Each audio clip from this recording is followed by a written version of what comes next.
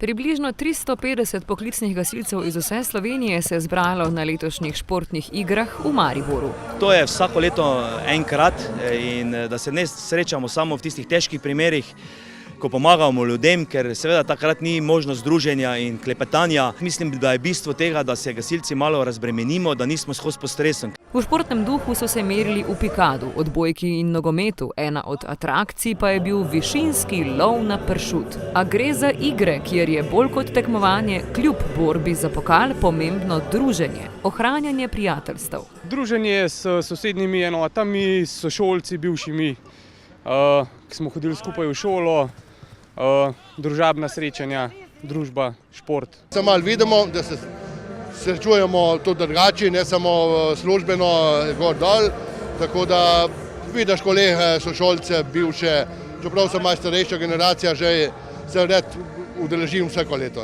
V bistvu se srečajo vsi sošolci, ko smo bili skupaj, po določenih časovnem obdobju, eni se večkrat srečajo, eni manj, tako da je to, predvsem to druženje na prvem mestu, poleg športa seveda.